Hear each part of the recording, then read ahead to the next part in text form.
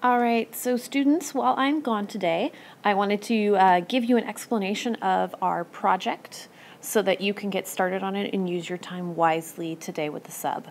We will also have time tomorrow to work on the assignment, so please realize though that tomorrow we do not have a full class period due to the assembly. So once again, use your time wisely. So at the beginning of class, you were given this worksheet on Rome's legacy. And on the left side, you are asked to identify whether the middle legacy, this middle column, is in the category of government, law, architecture, or language. So for example, in the first one, all people are equal under the law.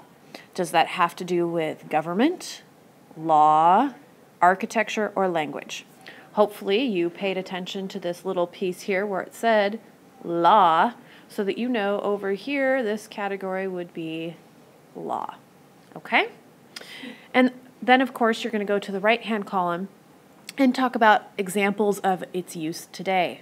So for example, today, all people are equal under the law is one of the basic tenets of our court systems. So you could put down any of our courts. Okay? So that is the first activity, and it will help you get the second activity started. This, of course, is the page in the textbook that you can use to help you if you need more information. As you go to the next, you can see that I've highlighted the page numbers right here, page 325 and 326. So use your textbook as a resource. You can also, of course, use the internet, but your textbook is probably the first place to go because it has it all nicely organized and arranged for you. Okay, so once you've completed that worksheet that I highlighted earlier, you're going to be receiving directions, and this is actually the score sheet and the directions for your one-pager. Your one-pager is going to be a one-page reflection on the legacies of Rome. You can do this on cardstock paper, and you can see the sub for some of that paper. It's in the box on the floor next to the iPad cart. Or you could choose to do this electronically in Pages. If you choose to do it on paper, please remember it must be written in ink. If you choose to do it electronically on your iPad, please remember you must be able to email your final version to me. So if your email does not work, please do not do an electronic version. All right, so for the one-pager, you're required to have your name, date, and period number. You could do it in the upper right-hand corner, please, if you're doing electronically. It could go on the back if you're doing it on your paper, but I'd prefer upper right-hand corner.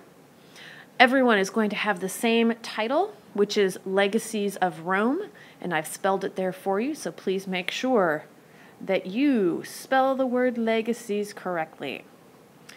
You will also need to identify 3 legacies of Rome. And since earlier you did a worksheet which had many more than 3 legacies, it should be fairly easy for you to choose 3 from that chart. The majority of your points will come from finding an excerpt which describes each legacy. For that, you need to go to the textbook, pages 325 and 326, and find a sentence or 2 from the textbook that describes that particular legacy. You can also search earlier in chapters 8 and 9. For example, when you're talking about law, if you want to reference the 12 tables, you'll have to look earlier in the textbook in chapter 8. Please make sure you include quotation marks around your excerpt. Remember, an excerpt is just a quote or a sentence from the book, and includes the page number that you found it on. You get 15 points for having a symbol or illustration that goes with each legacy. So for example, if you were doing the all equal under law, you could have a gavel or that hammer that the court always has, that the judge always pounds on the front of his chair. Then finally, you need to have a reflection. And your reflection should answer the 2 questions that I give you here. And those questions are, which of the 3 legacies that you put on your paper do you think are most important today? And why do you think it's most important? please make sure you give a personal example of how it's part of your life. This is going to be worth 50 points, and it is due on May 22nd. So I do have a couple of examples that I'm going to highlight in here. If you would need more examples or you'd like to look more closely at some of these, you can go up to the front of the classroom near the door on the Woohoo wall, and I've got several examples hanging there. So in this, you can see that the student has clearly used the title, nice and big in the center, Legacy of Rome. You can also see that they have 3 excerpts with page numbers from the book. They've chosen Christianity, concrete buildings, and the Latin alphabet as their 3 legacies. And then over here in the corner, they have their reflection, telling me why they think Christianity is the most important and how it's a big part of their life. Now on this one-pager, Legacies of Rome, you can see the same thing applies. They have chosen their 3 legacies, which is Christianity, language, and the columns, domes, and arches. They have also included symbols. This is an alphabet, Bible and cross, and a building with a dome.